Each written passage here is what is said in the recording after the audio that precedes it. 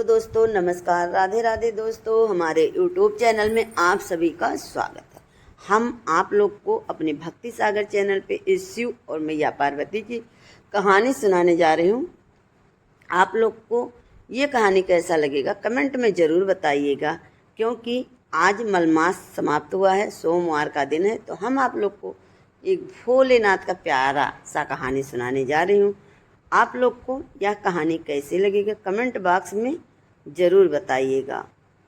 तो चलिए शुरू करते हैं इस कहानी को।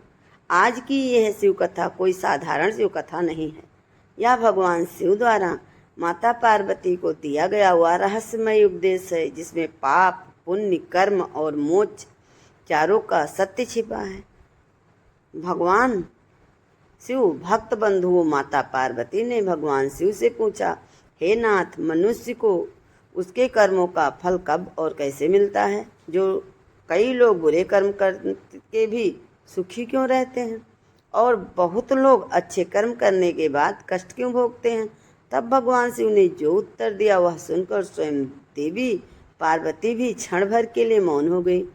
भक्त भगवान शिव कहते हैं, हर कर्म में लिखा जाता है, हर गिनी जाती है और हर आत्मा का मार्ग अपने से तय होता है, लेकिन उसे बदला भी जा सकता है। और वह मार्ग बदलना कथा, भक्ति और शिव नाम से। इसी कारण भक्त बंधु, जो व्यक्ति इस शिव कथा को श्रद्धा और धैर्य के साथ अंत तक सुनेगा, उसके जीवन में कभी दुख नहीं आएगा। उसके ऊपर से अज्ञात भय, बार बार आने वाली बाधाएं और मन की बेचैनी सब शांत हो जाएंगी। कथा बहुत ही अच्छा है। आप लोग इस कथा में स्पष्ट जानिएगा कि भगवान शिव मैया पार्वती को क्या क्या बताए। शिव कथा को बीच में छोड़ देना, वह अनजाने आध्यात्मिक पाप का भागीदार बनता है, क्योंकि अधूरी कथा अधूरी साधना बन जाती है। दोस्तों, इसीलिए यह कथा हर किसी के लिए नहीं होती। यह केवल उनके लिए होती है जो सच में शिव को जानना चाहते हैं और शिव के भक्त होते हैं। आप दिखावे के लिए ही अंतरात्मा से जुड़े हैं। कहा जाता है, भक्त बंधुओं को इस शिव कथा को अंत तक सुन लेना है, उसे इस जन्म में शिव कृपा का अनुभव होने लगता है और उसका मार्ग शिवधाम की ओर धीरे धीरे खुलने लगता है। तो आपको भगवान शिव का नाम स्मरण करना अत्यंत आवश्यक है। और आप कमेंट में ये भी बताइएगा कि आपको शिव कथा कैसे लगा। तो हम शुरू करते हैं भगवान शिव की इस रहस्यमयी और कल्याणकारी कथा को। उत्तर भारत की पावन और हरी भरी भूमि पर भोजपुरी नाम का एक अत्यंत समृद्ध और विशाल राज्य स्थित था। यह राज्य अपनी प्राकृतिक सुंदरता, निर्मल नदियाँ और ऊंचे पर्वतों के लिए जाना जाता था, परंतु इस राज्य का वैभव इसके शासन के व्यवहार के कारण फीका पड़ जा रहा था। भोजपुर की गद्दी पर राजा चैतन्य का शासन था। राजा चैतन्य जन्म से एक ब्राह्मण था, जिसके कारण राजा में उनका स्थान अत्यंत पूजनीय होना चाहिए था, किंतु उनका स्वभाव और उनके क्रम किसी भयानक राक्षस से कम नहीं था। वो बहुत क्रूर राजा था। शास्त्र कहता है कि ब्राह्मण का धर्म ज्ञान बांटना और कल्याण करना, करुणा का संचार करना है, परंतु राजा चैतन्य ने इस सभी आदर्शों को त्याग कर अधर्म का मार्ग चुन लिया था। उसके महल की दीवारें प्रजा की चीखों और राजा के आठस गूंजती रहती। राजा का दिन सूर्योदय के साथ धर्म चर्चा में नहीं, बल्कि मदिरा के प्यालों और क्रूर योजनाओं में साथ शुरू होता था। वे राजा राज्य की भली भांति जनता पर ऐसे करने लगता था कि गरीब किसान भूखों मरने पर मजबूर हो जाते थे। राजा के मन में दया का जरा सा भी अंश नहीं था। वो ऊंचे सिंहासन पर बैठकर केवल अपने अहंकार की दृष्टि करता था, और जो भी उसके मार्ग में आता उसे मृत्युदंड या कोड़े की मार सहनी पड़ती थी। राजा चैतन्य का शरीर बलशाली था, पर उनकी आत्मा अंधकार में डूबी थी। एक समय की बात है, ग्रीष्म ऋतु की दोपहर थी और राजा चैतन्य अपने सैनिकों और मंत्रियों के साथ शिकार खेलने के उद्देश्य में घने जंगल की ओर निकला। जंगल के शांत वातावरण में पंछियों का आवाज गूंज रहा था। प्रकृति अपनी छटा बिखेर रही थी, लेकिन राजा के मन में केवल रक्त और हिंसा का विचार चल रहा था। चलते चलते उनकी दृष्टि एक झाड़ी के पीछे पड़ी, जहाँ एक हिरणी अपने छोटे से बच्चे को दुलार रही थी। वो नन्हा हिरण अपनी माँ के साथ खेल रहा था और उसे इस बात का तनिक भी आभास नहीं था कि कुछ ही दूरी पर काल साक्षात खड़ा है। राजा चैतन्य ने अपना धनुष उठाया। उसकी आंखों में एक घोर चमक आ गई। उसने सोचा कि आज इस कोमल हिरण के बच्चों का मांस उसके भोजन की शोभा बढ़ाएगा। मंत्रियों ने धीरे से समझाने की कोशिश की कि महाराज, यह तो भी बच्चा है, इसे छोड़ दिया जाए, परंतु राजा ने क्रोधित होकर उन्हें चुप करा दिया। उन्हें क्रूरतापूर्वक उस नन्हे से बच्चे को उसकी माँ से छीन लिया। हिरणी अपनी करुण आंखों से अपने बच्चों के लिए विनती करती रही। वे बेचारी बेजुबान जानवर राजा के घोड़े के पीछे भागती रही, लेकिन पत्थर दिल राजा चैतन्य का मन नहीं पसीजा। उसने उसे अबोध प्राणी को मारकर अपने रसोइयों को दे दिया। उस रात बड़े चाव से उसका मांस खाया। इस घटना के बाद राजा की राक्षसी प्रवृत्ति और अधिक बढ़ गई। उसने भीतर का मनुष्य पूरी तरह मर चुका था और अब वह केवल एक क्रूर शिकारी जीवित था, जो अपनी भूख मिटाने के लिए किसी भी हद तक जा सकता था। जैसे जैसे समय बीतता गया, राजा चैतन्य के अत्याचारों की सीमा लागती चली गई। उसने अपने राज्य के छोटे मासूम बच्चों को भी नहीं बख्शा। उसने आदेश दिया कि राज्य के सभी स्वस्थ बच्चों को कठिन परिश्रम के कार्यों में लगाया जाए। जिन हाथों से कलम और खिलौने होने चाहिए, उन नन्हे हाथों में भारी पत्थर और औजार थमा दिए गए। तपती धूप में बच्चे परिश्रम करते हुए यदि कोई बच्चा थकान से गिर जाता तो राजा के सिपाही उन पर कोड़ों की बौछार कर देते। राजा स्वयं खिड़कियों से यह दृश्य देखकर खुश होता था। शाम होते ही वह मदिरा के नशे में डूब जाता और भोग विलास के अनेक भागों में व्यस्त रहता। उसने अपने कुल और अपनी मर्यादा का कोई ध्यान नहीं रहा। राजा के चरित्र का पतन इस स्तर तक हो गया कि वह अपने राज्य की माताओं और बहनों की इज्जत के बारे में भी तनिक भी विचार नहीं करता था। वह खुलेआम ऐसे निर्लज्ज कर्म करता जिससे पूरे भोजपुर की मर्यादा धूल में मिल रही थी। राज्य की स्त्रियां घर से बाहर निकलने में डरती थीं और हर घर में केवल सन्नाटा और भय पसरा रहता था। जनता त्राहि त्राहि कर उठ रही थी, पर राजा के कानों पर जूं तक नहीं रेंगती थी। वे समझता था कि उसकी शक्ति अमर है और कोई उसका कुछ नहीं बिगाड़ सकता। भोजपुर के एक छोटे से कोने में मोहन नाम का एक अत्यंत निर्धन किसान रहता था। मोहन सीधा साधा और ईमानदार व्यक्ति था, जो अपनी पत्नी गीता के साथ एक छोटी सी झोपड़ी में निवास करता था। मोहन ने कड़ी मेहनत और पसीने से अपने खेत में फसल उगाई थी।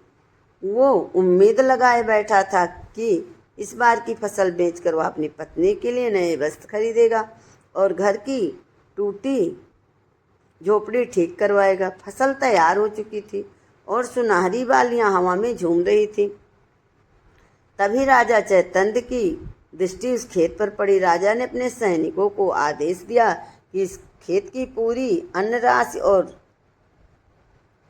राजकोष के नाम कर दी जाए। मोहन गिड़गिड़ाया, राजा के पैरों में गिरकर रोया, महाराज, मेरे पास खाने को एक दाना भी नहीं बचेगा, मेरी पत्नी भूखी मर जाएगी।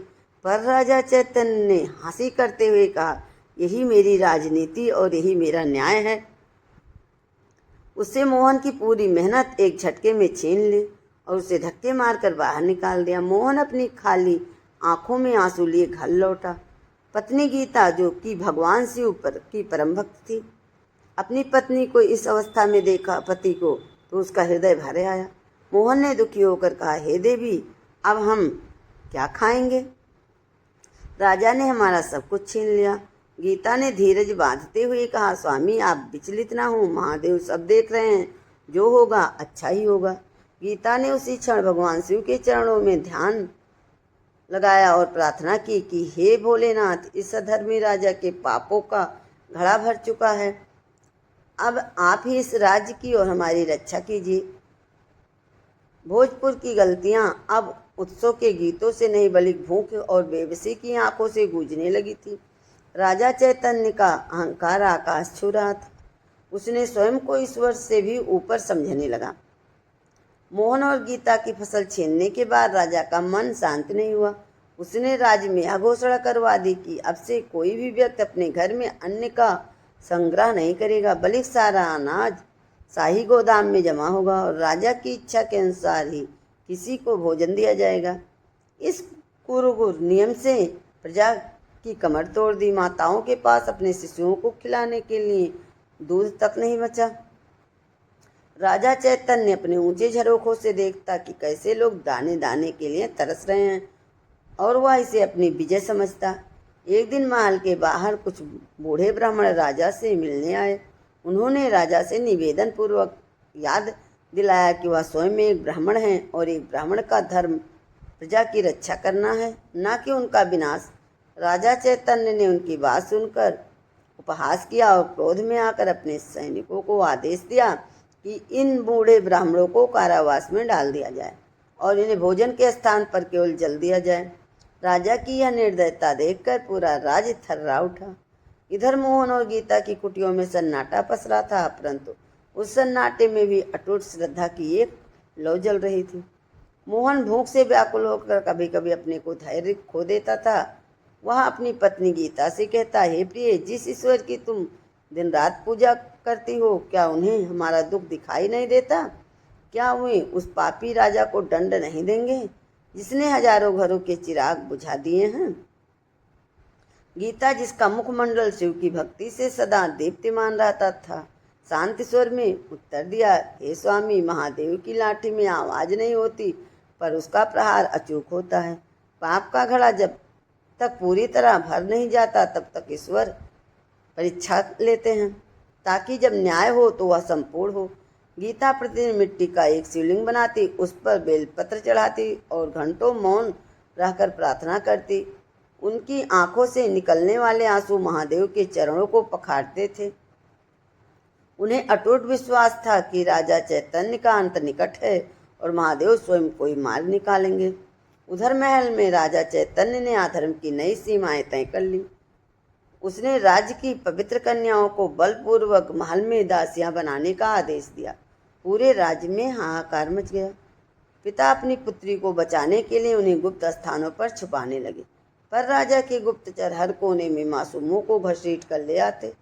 राजा की सभा में अब नीति और न्याय की जगह सुरा और सुंदरी का अड्डा बन चुका था। एक रात्रि जब अंधकार गहरा था और सारा संसार निद्रा में मग्न था, राजा चैतन्य अपने रेशमी बिस्तरों पर लेटा हुआ था।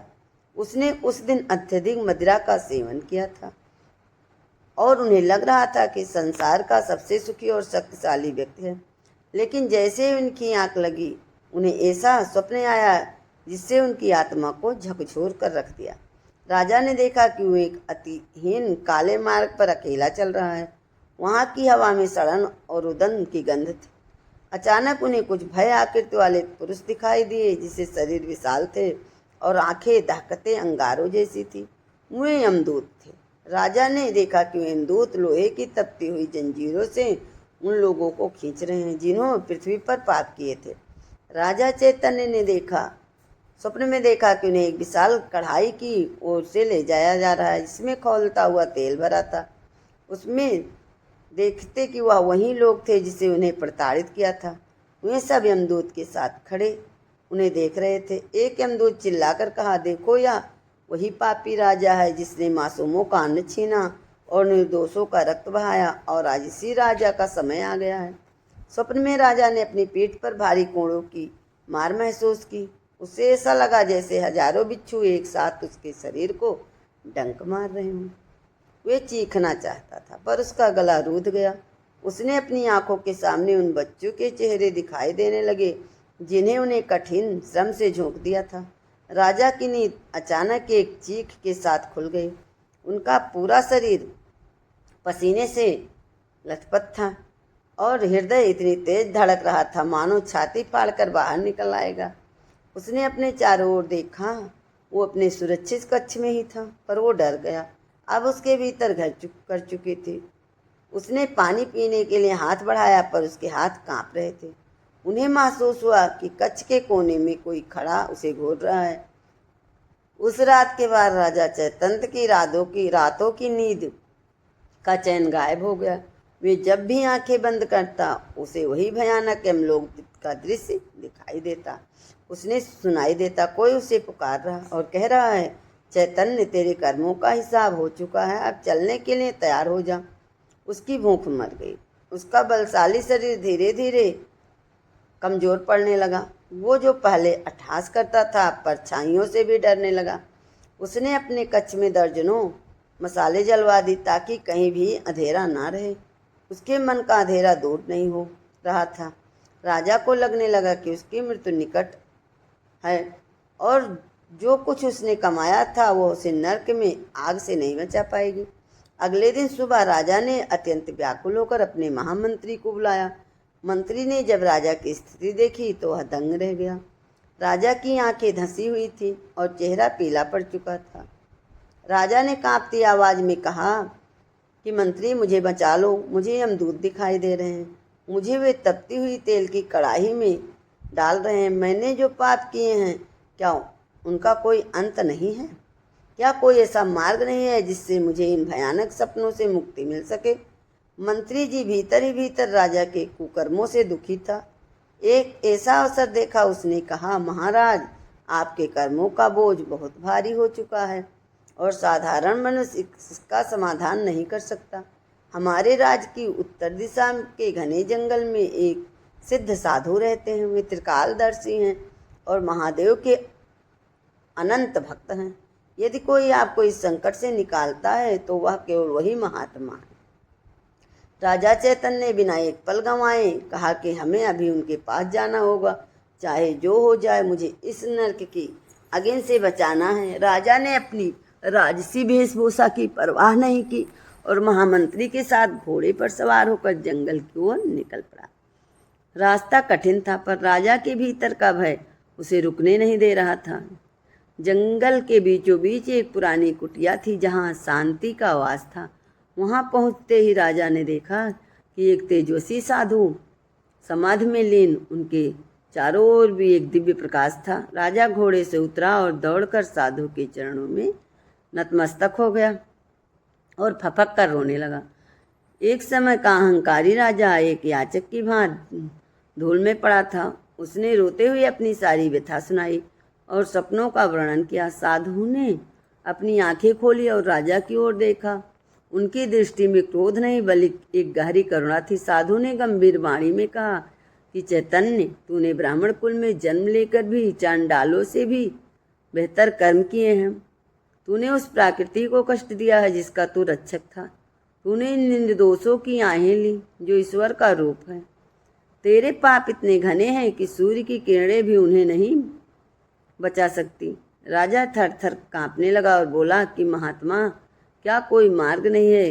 क्या मैं अनंत काल तक नरक में जलता रहूँगा? साधु ने गहरी सांस ली और कहा कि महादेव दयालु हैं, वे क्षमा के सागर हैं, परंतु क्षमा के लिए पश्चाताप का होना भी अनिवार्य होता है। यदि तू वास्तव में बचना है तो तुम्हें अपना सर्वस्व त्याग कर शिव की शरण में जाना होगा और अपने कर्मों का प्रायश्चित करना होगा। साधु ने राजा को विस्तार से समझा कि कैसे उनकी शक्ति का दुरुपयोग किया और कैसे कैसे समाज में सबको कमजोर वर्ग को प्रताड़ित दंड दिया। साधु ने कहा कि तूने जिस मोहन का अन्न छीना उसकी पत्नी की प्रार्थना ने शायद तुझे आज तक मेरे पास पहुंचाया है ताकि तुझे सुधरने का एक अंतिम अवसर मिल सके। राजा चैतन्य ने हाथ जोड़कर प्रार्थना की, आप जो कहेंगे मैं वही करूंगा, बस मुझे उन भयानक दूतों से बचा लीजिए। साधु ने उन्हें आदेश दिया कि वह तुरंत अपने राज्य लौटे। जिन लोगों के साथ अन्याय किया है उन्हें न्याय दें, जिसका धन छीना है उन्हें धन वापस करें और पूरे राज्य में शिव पुराण की कथा का आयोजन कराएं। साधु ने विशेष रूप से कहा कि शिव नाम का जाप ही तेरा एकमात्र औषधि है। राजा के मन में एक नई किरण जगी। उसने साधु को नमस्कार किया और वहाँ से नया संकल्प लेकर निकला। उसके भीतर का राक्षस अब धीरे धीरे शांत होने लगा और एक दिन भक्त का जन्म हो रहा था। पर क्या उसके पिछले पाप उसे इतनी आसानी से छोड़ने वाले थे? क्या हम राज के दूत उसके इस हृदय परिवर्तन को स्वीकार करेंगे? यह भविष्य के गर्भ में था। साधु की कुटिया से लौटते समय राजा चैतन्य के मन में विचारों का एक भीषण आग उगा। वो बन के उसी मार्ग से वापस जा रहा था जहाँ कुछ समय पूर्व उसने निरक्षर हिरणी के बच्चे का वध किया था। आज उसे उसी स्थान पर पहुंचकर आत्मग्लानि का अनुभव हो रहा था। उसे वन की वायु में उस बेजुबान प्राणियों का रोदन सुनाई दे रहा था और बिच्छू की परछाइयां उसे यमदूत के समान डरावनी लग रही थी। महल पहुंचते ही राजा ने सबसे पहले अपने महामंत्री को आदेश दिया, राजा के कारागार के द्वार खोल दिए जाएं। जो ब्राह्मण, बुद्ध, वृद्ध और निर्दोष लोग उनकी क्रूरता के कारण बंदी बनाए गए, उन्हें सम्मान पूर्वक मुक्त किया जाए। महामंत्री राजा के इस बदले हुए रूप को देखकर आश्चर्यचकित था। उसे विश्वास ही नहीं हो रहा था कि यह वही पत्थर दिल राजा है जो कल तक लहू बहाने के आनंद अनुभव करता था। राजा चैतन्य ने अपनी आलीशान शयन कक्ष में प्रवेश किया, जहाँ मदिरा के स्वर्ण पात्र और विशाल की वस्तुएं सजी हुई थी। उसने एक ही झटके में उन सभी पात्रों को फेंक दिया और भूमि पर बैठकर फूट फूट कर रोने लगा। उसे रह रह कर वो किसान मोहन और उसकी पत्नी गीता याद आ रहे थे, जिनकी आंखों में उसने बेबसी और भूख देखी थी। अगले दिन सूर्योदय के साथ ही राजा चैतन्य ने पूरे भोजपुर राज में ढिढोरा पिटवा दिया कि महाराज अपने समस्त पापों का प्रायश्चित करना चाहते हैं। उन्होंने आदेश दिया कि राज्य के मध्य में एक विशाल पांडाल का निर्माण किया जाए। 18 दिन तक वहाँ शिवपुराण की कथा का आयोजन होगा। राजा ने स्वयं अपने हाथों से राजसी आभूषण उतार दिए और साधु वस्त्र धारण कर लिए। उन्होंने घोषणा की कि जब तक कथा पूरी नहीं होगा वह केवल एक समय फलाहार करेगा और भूमि पर शयन करेगा। प्रजा के लिए किसी चमत्कार से कम नहीं थी। लोग अपनी आंखों पर विश्वास नहीं कर रहे थे कि जिस राजा के नाम से वो कांपते थे, आज वही राजा नंगे पांव गलियों में घूमकर लोगों से क्षमा मांग रहा था। राजा चैतन्य तो उससे पहले मोहन की उस टूटी हुई कुटिया पर पहुंचा। मोहन और गीता अपनी कुटिया के बाहर बैठे भगवान शिव का नाम जप रहे थे। जब उन्होंने राजा को अपनी चौखट पर देखा तो भयभीत होकर पीछे हट गए। उन्हें लगा शायद राजा की फिर से उन्हें कोई दंड देने आया है, परंतु दृश्य बिल्कुल विपरीत था। राजा चैतन्य ने अपने मस्तक को मोहन के चरणों में रख दिया। एक राजा को एक निर्धन किसान के चरणों में पड़ा देखकर पूरा गांव वहां एकत्र हो गया। राजा ने सिसकते हुए कहा, हे मोहन, शिव भक्त, मुझे क्षमा कर दो। मैंने तुम्हारा अन्न ही नहीं छीना बल्कि तुम्हारी आत्मा को दुख दिया है। मैंने राजनीति के नाम पर जो पाप किया है उसके कारण मैं नरक के अग्नि में जल रहा हूँ। कृपया मुझे क्षमा दें। मोहन की आंखों में आंसू आ गए। उन्होंने उसका कोमल हृदय राजा की ऐसी दशा देखकर पसीज गया। गीता ने आगे बढ़कर कहा, महाराज उठिए। पश्चाताप की अग्नि में जब मनुष्य को जलाती है तो वह कुंदन बन जाता है। यदि आपने अपनी भूल स्वीकार कर ली है तो महादेव अवश्य ही आप पर कृपा करेंगे। राजा ने उसी समय आदेश दिया कि मोहन की पूरी भूमि उसे वापस की जाए। राजकोष से उसे इतना धन दिया जाए कि उसने अपनी आने वाली पीढ़ियां कभी भूखी न रहें। राजा ने राज्य को हर उस परिवार की सूची बनवाई जिसका उसने आहित किया था। एक एक करके सबको उसने खोया हुआ सम्मान संपत्ति लौटाना शुरू कर दी। शिवपुराण की कथा का आरंभ हुआ। पूरे भोजपुर में शंखों की, घंटों की ध्वनि गूंजने लगी। राजा चैतन्य कथा के प्रथम श्रोता के रूप में भूमि पर कुत्सा के आसन पर बैठा। कथावाच को ब्राह्मणों ने जब शिव का चरित्र का वर्णन करना शुरू किया तो राजा की आंखों से आंसुधारा बहने लगी। जैसे जैसे कथा आगे बढ़ती रही, राजा अपने भीतर एक अद्भुत शांति का अनुभव होने लगा। उन्हें समझ आया कि जिससे वह अपनी शक्ति समझता था वह वास्तव में उसका अहंकार था, जो उसे विनाश की ओर ले जा रहा था। उसने राज्य में अन्नपूर्णा भंडार की स्थापना की, जहाँ कोई भूखा व्यक्ति आकर किसी भी समय भोजन कर सकता था। बच्चे कारखानों और कठिन परिश्रम में लगे थे। उन्हें मुक्त करके उनके लिए पाठशालाएं खुलवाई। राजा अब स्वयं भोजनालय में खड़ा होकर गरीबों को भोजन परोसता। उसकी सेवा भावना ने प्रजा के मन में डर निकाल दिया और धीरे धीरे लोग राजा से प्रेम करने लगे। परंतु राजा चैतन्य के मन में एक गला आवाज, गहरा डर अभी भी था।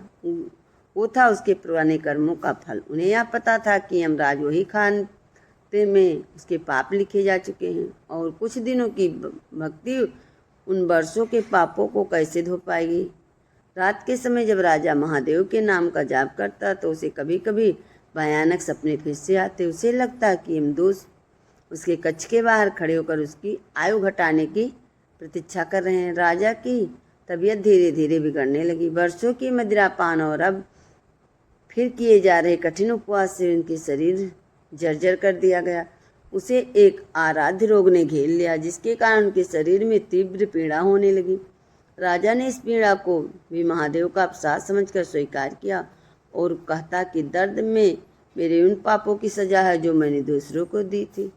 उसकी मृत्यु जैसे जैसे निकट आने लगी, उसे अपने उत्तराधिकारी की चिंता सताने लगी। उसने देखा कि उसके अपने सगे संबंधी और दरबारी केवल सत्ता के लोभी हैं। यदि राज्य का बागडोर उनके हाथों में गई तो भोजपुर फिर से उसी अंधकार में चला जाएगा जहाँ से वह बड़ी मुश्किल से निकला है। एक दिन राजा ने अपने महामंत्री को बुलाया और बड़ी क्षीण आवाज में कहा, मंत्री, अब मेरा अंत समय निकट है। मुझे वैभव नहीं बल्कि एक उत्तराधिकारी चाहिए जो शिव का सच्चा भक्त हो और प्रजा को अपनी संतान समझे। मुझे मोहन की याद आ रही थी। वो भले ही निर्धन है पर उसका हृदय शिव के वास के योग्य। जाओ और मोहन को सम्मान सहित लेकर आओ। महामंत्री मोहन के महल में लेकर आया। राजा चैतन्य ने भरी सभा में ब्राह्मणों को आमंत्रित किया। उसने मोहन का राज्याभिषेक करने की घोषणा की। मोहन ने हाथ जोड़कर कहा, महाराज, मैं एक तुच्छ किसान हूँ, मैं राज्य कैसे संभालूंगा। राजा ने मुस्कुराकर कहा कि मोहन, जो शिव को संभाल सकता है वह संसार को भी संभाल सकता है।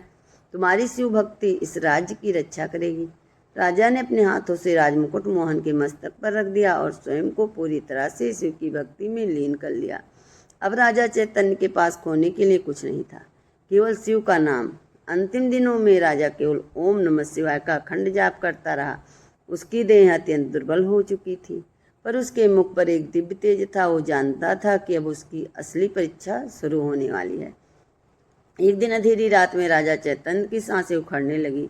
कच्छ में चारों ओर कपूर और अगरबत्ती की सुगंध थी। अचानक कच्छ का तापमान गिर गया और एक विचित्र सा सन्नाटा छा गया। राजा को अनुभव हुआ था कि उसके प्राण उसके शरीर को छोड़ने के लिए छटपटा रहे हैं। तभी उसने कच्छ की दीवारों पार करके दो काली छाया आई दिखी। उनके हाथों में भयानक पासा और गदा थी। वे यमदूत थे। राजा का हृदय एक पल के लिए कांप उठा, पर उसने अपनी आंखें बंद की और महादेव का स्मरण किया। उसी समय एक चमत्कार हुआ। कच्छ की दूसरी ओर से एक धौल प्रकाश पूज्य प्रकट हुआ, जिसमें से नीले रंग की आभा वाले दिव्य पुरुष निकले। यह शिव के गण थे। अब राजा चैतन्य की आत्मा के लिए यमदूत और शिवगणों के बीच एक भीषण संघर्ष की स्थिति बन गई। राजा चैतन्य का विशाल कच्छ, जो कभी विशालता के समान से भरा रहता था, आज मृत्यु की गंभीरता और दिव्यता से भरा था। राजा के प्राण उनके कंठ में आकर अटक गए थे और राजा की दृष्टि स्थिर हो गई थी। ठीक उसी क्षण कमरे के दक्षिण कोने में एक काला धुआं उठने लगा और उसमें से दो अत्यंत डरावने यमदूत प्रकट हुए। उनके हाथ में मोटे लोहे के पासे थे और आंखें जलते हुए अंगारों की तरह लाल। उन्हें लंबे दांत बाहर हुए। उनकी उपस्थिति मात्र के कमरे का वातावरण इतना भारी हो गया कि वहां जल रहे दीपक बुझने लगे। यमदूतों ने अपनी कर्कश आवाज में अट्टहास किया और राजा की आत्मा को शरीर से खींचने के लिए अपना पासा आगे बढ़ाया। एक यमदूत बोला कि चलो चैतन्य, तुम्हारे पापों का हिसाब देने का समय आ गया है। तुमने धरती पर जो हाहाकार मचाया था उसकी सजा भुगतने के लिए यमराज तुम्हारा इंतजार कर रहे हैं। तुमने जो एक माँ से उसका बच्चा छीना, तुमने गरीबों का निवाला छीना और तुमने स्त्रियों का अपमान किया। तुम्हारी जगह केवल अब कुंभी पाक नरक में है। जैसे ही यमदूतों ने राजा की आत्मा को जकड़ने का प्रयास किया, अचानक कमरे की उत्तर दिशा से एक शीतल सी अत्यंत प्रकाश पुंज उत्पन्न हुआ। वो प्रकाश इतना शक्तिशाली था कि यमदूतों की आंखें चौंधिया गई। उस प्रकाश के माध्य से महादेव के दो गण नंदीश्वर और समान तेज वाले त्रिशूल धारण किए हुए प्रकट हुए। उनके मस्तक पर भस्म का त्रिपुंड था और गले में रुद्राक्ष की मालाएं सुशोभित थीं। शिव गणों ने अपनी त्रिशूल आगे बढ़ाकर यमदूतों का मार्ग रोक दिया। एक शिवगण ने गंभीर और मधुर स्वर में कहा कि रुक जाओ यमदूतों, इस आत्मा पर अब तुम्हारा कोई अधिकार नहीं है। यह जीव अब कैलाशपति महादेव की शरण में है, इसे तुम यमलोक नहीं ले जा सकते। यमदूत यह सुनकर क्रोध से भर गए और बोले कि तुम कैसी बातें कर रहे हो? क्या तुम इसके पापों की सूची भूल गए? चित्रगुप्त के वही खाते में इनके नाम के आगे केवल काले अक्षर लिखे हैं। इसने अपने जीवन का अधिकांश समय अधर्म में व्यतीत किया है। जो व्यक्ति जीवन भर पाप करे वो अंत में केवल थोड़े से जाप से कैसे मुक्ति पा सकता है? न्याय की वेदी पर इसके पाप पुण्य से कहीं अधिक भारी है। शिवगणों ने शांति भाव से उत्तर दिया कि यमदूतों, तुम केवल कर्मों की गणना कर रहे हो, तुम शिव के करुणा को नहीं जानते। जिस क्षण राजा ने साधु के चरणों में गिरकर पश्चाताप किया, उसी क्षण इनके आधे पाप भस्म हो गए और फिर इसने अपने राज पाठ त्याग कर एक शिव भक्त की गद्दी सौंपी। यह कोई साधारण पुण्य नहीं है। इसने 18 दिनों तक निष्काम भाव से शिव पुराण की कथा सुनी और अंत समय में इसके मुख पर केवल ओम नमः शिवाय का जाप था। शास्त्रों का वचन है कि अंत मति सोगति अर्थात मृत्यु के समय मनुष्य का चित्त जहाँ होता है उसे वही लोक प्राप्त होता है। राजा चैतन्य ने अपने अंतिम क्षणों में स्वयं को पूरी तरह शिव को समर्पित कर दिया था, इसीलिए यह शिव का अंश बन चुका है। यमदूत चिल्लाए, यह तो सरासर अन्याय है। अगर ऐसा होने लगा तो पृथ्वी पर हर पापी जीवन भर पाप करेगा और अंत में शिव नाम लेकर बच जाएगा। समाज में व्यथा कैसी बनी रही? क्या उस हिरण्य के बच्चों की चीख और मोहन किसान के आंसुओं का कोई मूल्य नहीं? यमदूत और शिवगणों के बीच बहस बढ़ गया। यमदूतों ने तर्क कर्म सिद्धार्थ अटल है, अवश्य भोगना पड़ता है। राजा ने अपनी शक्ति के मद में आकर मानवता को कुचला था, इसीलिए इसे यमलोक की यातनाएं सहनी पड़ेगी। शिवगणों ने मुस्कुराए कहा कि तुम्हारा तर्क उचित है, परंतु तुम यह भूल रहे हो कि प्रायश्चित की अग्नि में बड़े से बड़े पाप जलकर राख हो जाते हैं। राजा चैतन्य ने न केवल नाम जपा बल्कि उसने उन लोगों से व्यक्तिगत रूप से क्षमा मांगी जिनका उसने आहित किया था। उसने अपना सब दान कर दिया। उनकी आत्मा अब मलिनता से मुक्त हो चुकी है, जिसे तुम देख रहे हो। जैसे अग्नि में तपने के बाद मैला सोना भी शुद्ध हो जाता है, वैसे पश्चाताप की अग्नि में चैतन्य को शुद्ध कर दिया। संघर्ष बढ़ता गया। वहाँ की स्थिति तनावपूर्ण हो गई।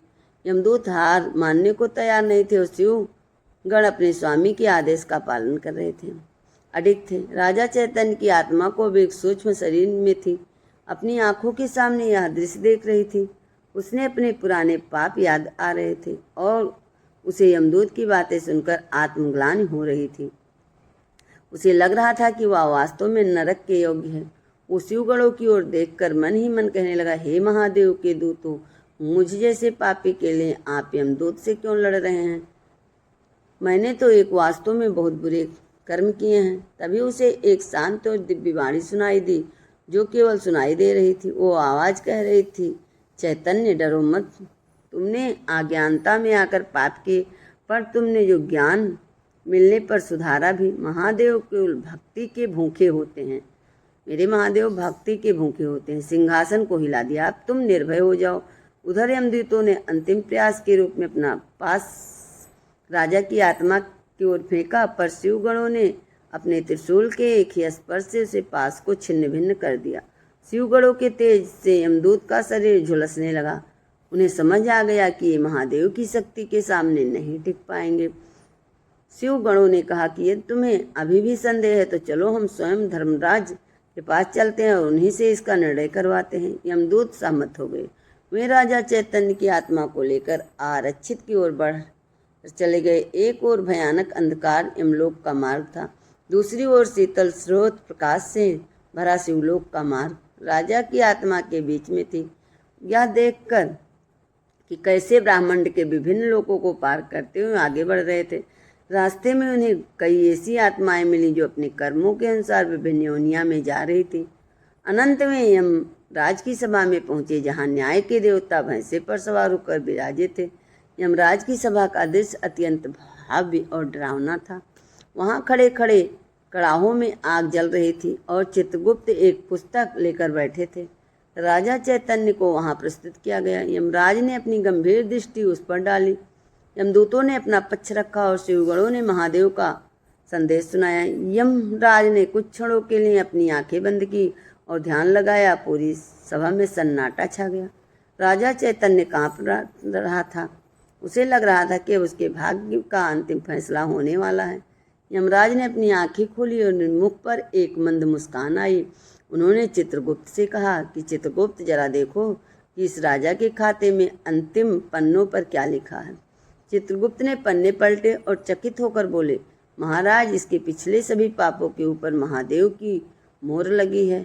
इसके हालिया पुण्यों से इसके प्रबंध को बदल दिया है। यमराज ने घोषणा की कि यद्यपि इसके पाप भयंकर थे, परंतु इसके द्वारा किए गए प्रायश्चित और अंत में की शिव भक्ति ने इसे सभी बंधनों से मुक्त कर दिया। राजा ने विशाल और न्यायप्रिय दरबार में सन्नाटा पसरा हुआ था। राजा चैतन्य की सोच महात्मा सिर झुकाए खड़ी थी। उसने अपने जीवन की एक एक घटना की भांत दिखाई दे रही थी। यमराज ने गंभीर स्वर में कहा, चैतन्य, तुम्हारे कर्मों का लेखा जोखा अत्यंत जटिल है। एक और वे मासूम बच्चे जिसके बचपन को तुमने अपनी क्रूरता से भट्ठी में झोंकी, और वे बेजुबान पंछी हैं जिनका तुमने बिना कारण वध किया, और वो असहाय स्त्रियां जिनकी मर्यादा को तुमने सम्मान नहीं किया। दूसरी ओर जीवन के अंतिम भाग में वह पश्चाताप की अग्नि है जिसने तुम्हें अहंकार को भस्म कर दिया। चित्रगुप्त ने अपनी दिव्य पुस्तक की ओर देखा और कहा, महाराज, इस आत्मा ने अपने जीवन में 40 वर्ष अधर्म बिताए, परंतु अंतिम 2 वर्ष में इसने वो पुण्य कमाया जो कई जन्मों में दुर्बल है। इससे न केवल अपना राजपाट त्याग दिया, बल्कि स्वयं को समाज के सामने निचले पायदान पर खड़े व्यक्ति के चरणों में अर्पित कर दिया। यमराज के दूतों की ओर देखा और वे बोले कि तुम इस आत्मा को ले जाने का प्रयास कर रहे थे, क्योंकि तुम केवल क्रिया और प्रक्रिया को देख रहे थे, परंतु ईश्वर केवल हृदय की पुकार सुनते हैं। राजा चैतन्य ने जब मोहन किसान से क्षमा मांगी थी, तभी उसके हृदय के भीतर की जड़ता टूट गई थी। और जिस व्यक्ति के हृदय में महादेव का वास हो जाए, उसे यमलोक के द्वारों पर रोकना संभव नहीं है। यमराज ने शिवगणों की ओर संकेत किया और कहा कि हे शिव के दूत, आप इस आत्मा को ले जा सकते हैं। महादेव का विधान ही सर्वोपरि है।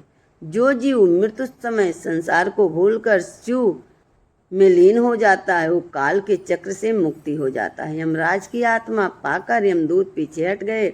उनके मुख पर अब वो क्रोध नहीं, बल्कि एक गहरी जिज्ञासा थी कि भक्ति की शक्ति इतनी प्रबल होती है। जैसे कि यमराज ने अपना निर्णय सुनाया, राजा चैतन्य को अपनी आत्मा के चारों ओर का अंधकार हटने लगा। वो डरावना दरबार ओझल हो गया। चारों ओर एक शीतल सुगंधित पावन बहने लगी। शिव की गणों ने अत्यंत आदर के साथ राजा की आत्मा को एक दिव्य विमान में बिठाया।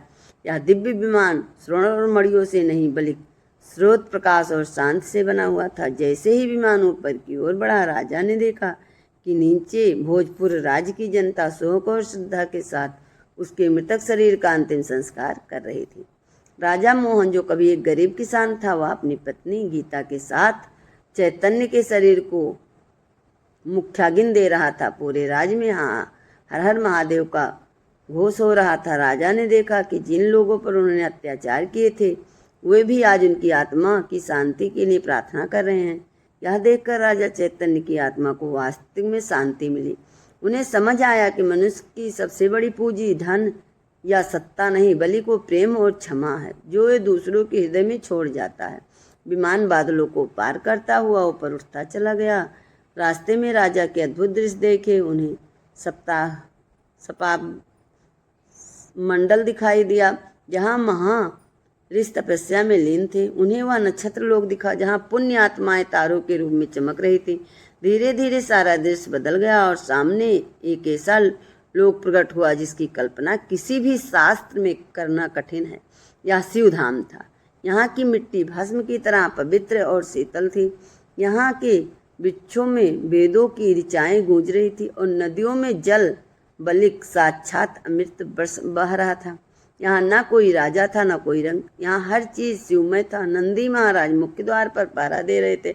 जैसे ही विमान वहां पहुंचा, नंदी ने मुस्कुराकर स्वागत किया। राजा चैतन्य का सूक्ष्म शरीर अब दिव्य हो चुका था। उसे अब भी भूख थी न प्यास और न ही मृत्यु का भय। शिवांग राजा को लेकर एक विशाल सभा की ओर बढ़े, जहां स्वयं देवाधिदेव महादेव माता पार्वती के साथ विराजे थे। महादेव का रूप अत्यंत मनमोहक था। उनके मस्तक पर चंद्रमा मंद मंद मुस्कुरा रहा था। जटाओं में गंगा की निर्मल धारा बह रही थी और उनके कंठ में स्थित नीलकंठ की करुणा और गवाही दे रहा था।